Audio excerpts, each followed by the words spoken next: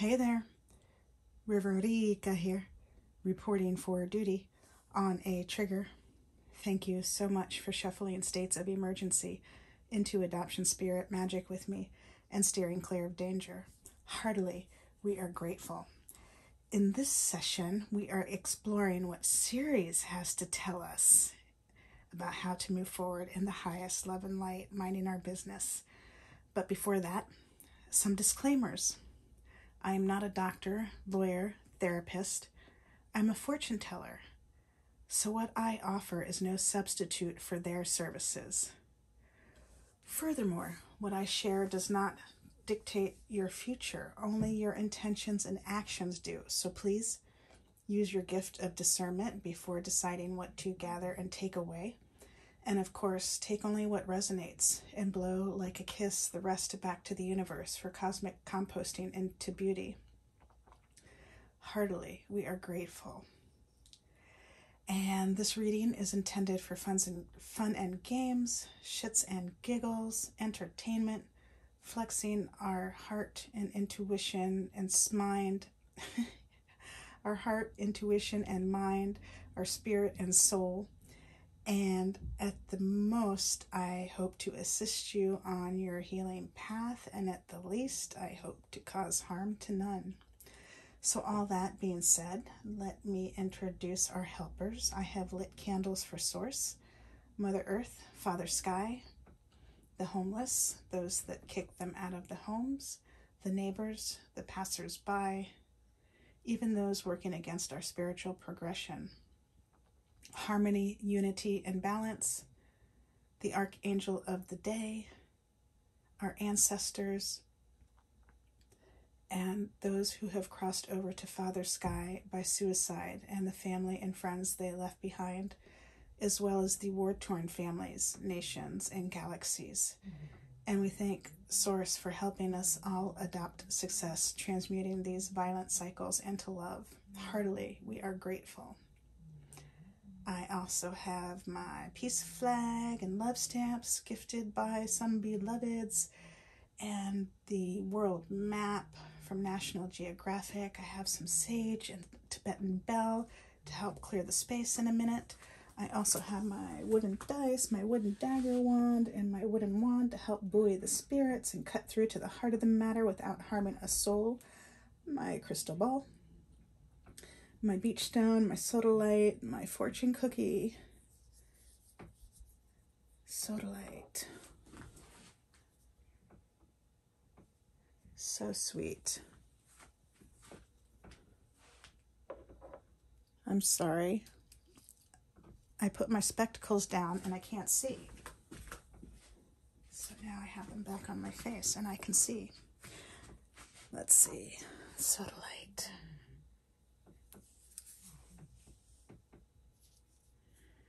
It's a beautiful blue.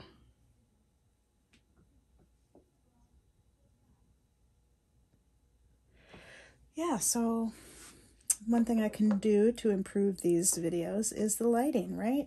For sure. So we have 6 decks of cards. We have the Paragrams by Paramahansa Yogananda. And I invite you to check out the Self-Realization Fellowship started by Paramahansa Yogananda. Online you can find them, and you also may visit their temple at the ends of Sunset Boulevard in Los Angeles. It's almost overlooking the Pacific Ocean. It's a beautiful grounds with a pond and beautiful plants and a memorial for Gandhi. Even some of Gandhi's ashes are there. And you can pick up these paragrams there as well.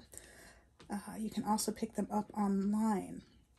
But I'm sharing all that because I am restricted by copyright from transcribing these during this video cast if we happen to roll a 1 and get this deck.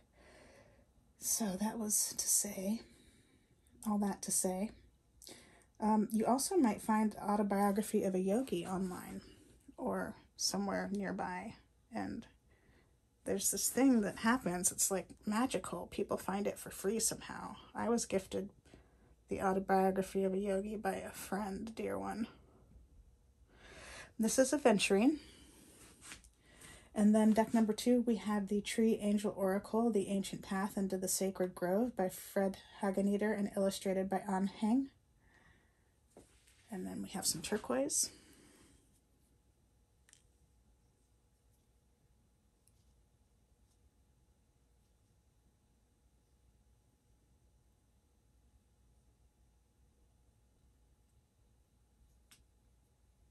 So funny.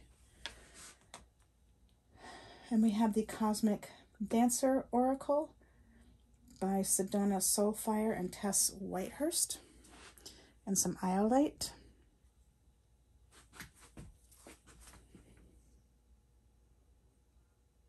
It's a deep blue. I'll leave the details of all this in the description,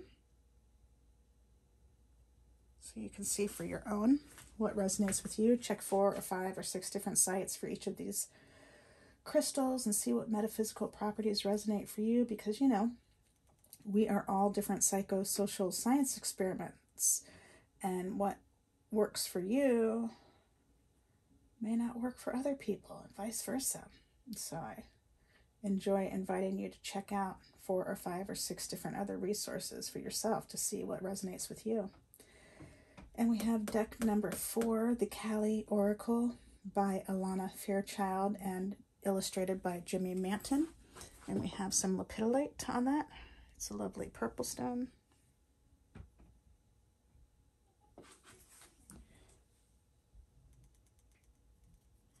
It sparkles.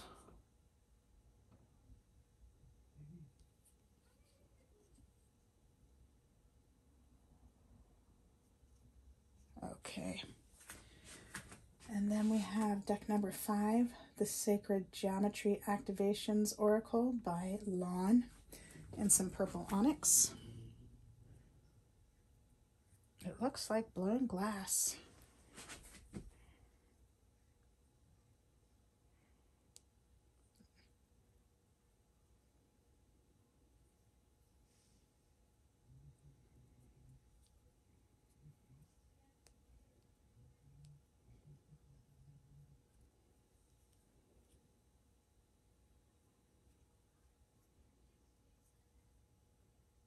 So pretty. And then deck number 6 is the Living Altar, an oracle and spell deck for the Radical Witch by Kiki Robinson and Ilva Droma Marzana Radzasuski. And here's some onyx to accompany that deck. That deck is one of the only Romani decks in circulation that I'm aware of. It's super special. It's so beautiful. You can find out more at the Living Altar on social media. You also may check out their podcast, Altars Up Witches. You also may hear about how the deck was made on a Romanistan podcast when Kiki and Ilva visited with Paulina Verminski and Jessica Reedy for the Halloween episodes. So you can tune into that to hear more about those cards. Super special. So now I invite you to sage with me and hold the intention of love, and only love we shall see. Thank you so much. Heartily, we are grateful.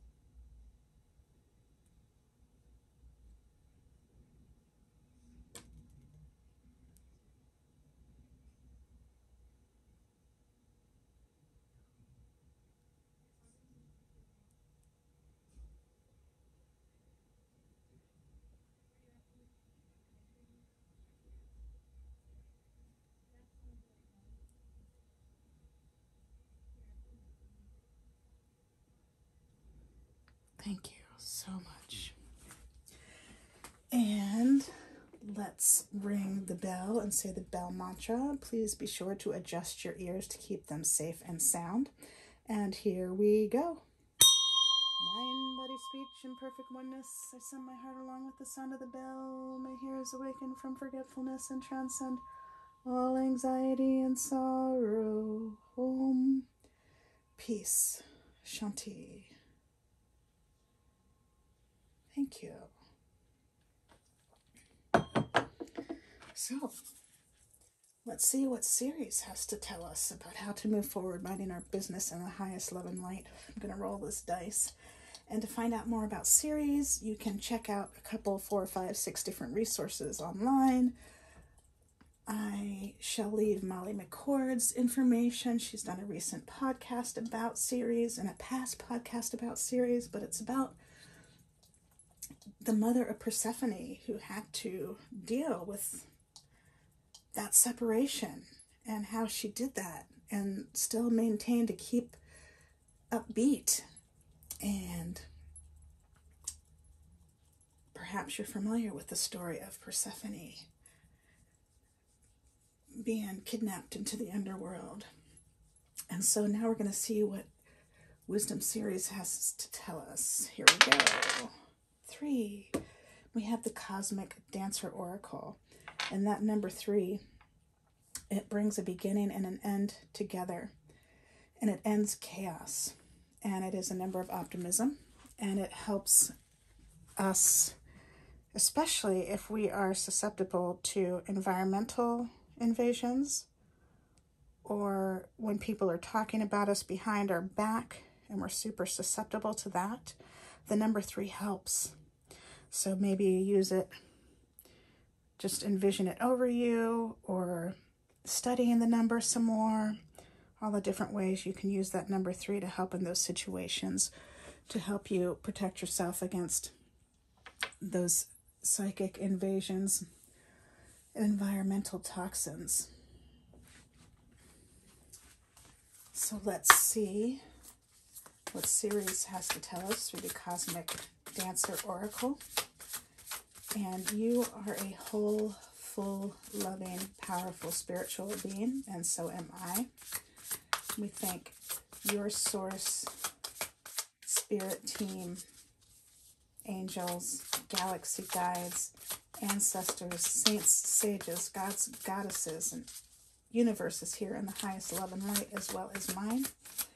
And we thank your source and my source for immediately shifting the situation into what it needs to be, offering necessary insights, healing, acts of grace, and protection. Heartily, we are grateful. And so it was, and so it was, and so it was, and so it was. Thank you so much for guiding this reading in the highest love and light about what Ceres has to tell us about how to move forward, minding our business in the highest love and light. Thank you for making it abundantly clear.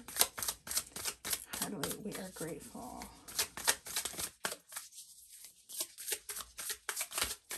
Okay, cut the deck.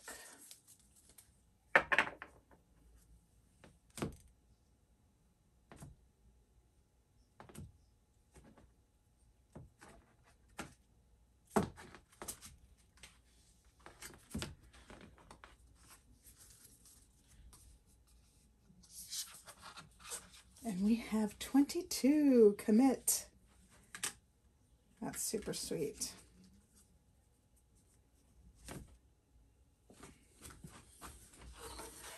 Commit. 22. So that number 2 represents pairing and duality.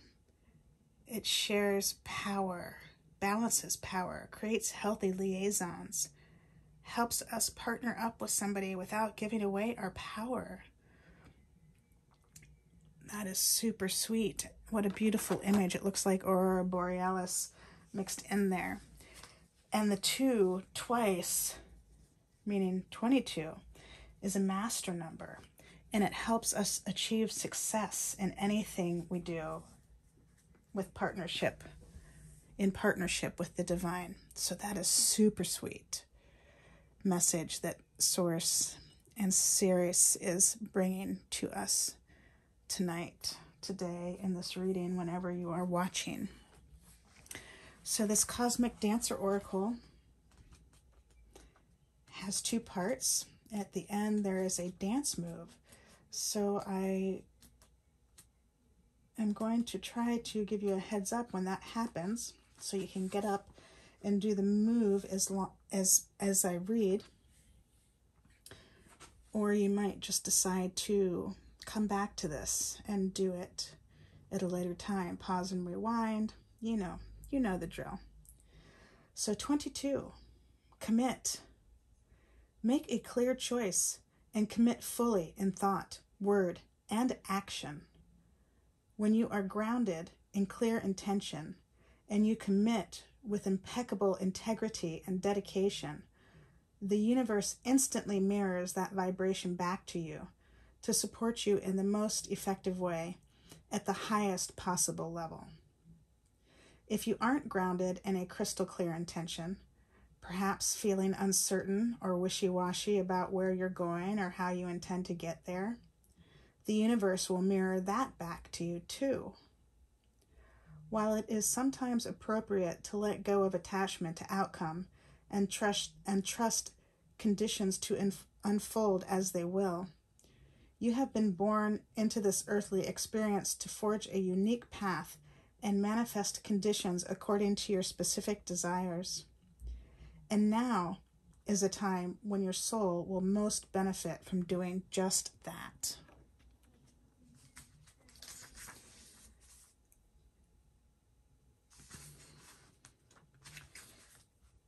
Teachers of various forms of classical Indian arts have a saying, technique is freedom. If you have seen a master ballerina letting emotion and inspiration flow through her body while executing moves with stunningly perfect form, you have witnessed this dynamic in action. Through her art, the dancer's unwavering commitment unlocks a new level of freedom for her, simultaneously bringing a uniquely liberating current of energy into the world. Similarly, just as diamonds are formed out of carbon by intense pressure and heat, your commitment serves as a strong force that will transform your efforts into eternal treasures of sparkles and light. This is as true in your dance or yoga practice as it is in every other aspect of your life. Don't worry about making a quote-unquote wrong decision. The only wrong choice is the one you don't make. Once a decision is made, whether it's about a course of study, your art, your career, a relationship, a positive habit, or any form of self-cultivation, you will find your power and passion are activated. Allow this to fuel that decision with single-minded purpose and to recharge your commitment on the days when you could use a little extra motivation. The following embodied practice will help you get clear on your intention or otherwise bolster a commitment that's already in place. So that was your cue to get up and take a position and get ready for this dance move, or to take note of the time and come back later to try this again and listen to it again. So here we go. Stand in a wide lunge with your front knee bent, your back leg straight, and both feet pointing forward. Look straight ahead and raise your arms to a 45-degree angle. Extend your arms out in front of you and slightly angled up so that your hands are at eye level. Keeping your arms elongated and straight with your elbows locked, make your hands into blades by keeping your fingers straight and together. Bring your hands together at the thumbs, palm facing downward toward the earth. Gaze out over your fingertips and imagine a laser beam of diamond white light emanating from your third eye chakra, the area in the center of your forehead, just above your eyebrows. Stay in this position for 90 seconds. Devote yourself completely to your highest visions and goals. This will fortify your self-esteem and help you create beautiful conditions in every area of your life. It will also empower you to bring blessings to the world in a way that only you can. What super sweet advice from Ceres, and just committing to the path. And Ceres having to deal with the fact that her daughter was kidnapped and gone for half the year. And what was she to do? She turned her full attention. She committed to her gifts. One of them was agriculture. And some of you are familiar with agriculture and know that takes commitment. You're pretty focused. If it's not one thing, it's another throughout the different seasons. Each season has its own set of chores. And Ceres committed to that, to keep herself focused and happy and joyful, even when her daughter was in the underworld. And so Ceres is inviting you to do the same. Commit. Commit to these things that give you such joy, that you feel so lit up and so empowered that you can get through any time. The dark nights of the soul, through the celebrations of all of your blessed dreams coming true. You're ready for any of it. That is so beautiful. Thank you so much, Ceres and Source. And that is all I see for you in this reading. Thank you so much for breathing life into Adoption Spirit Magic with me. Heartily, we are grateful. Until next time, ciao for now. I love you all.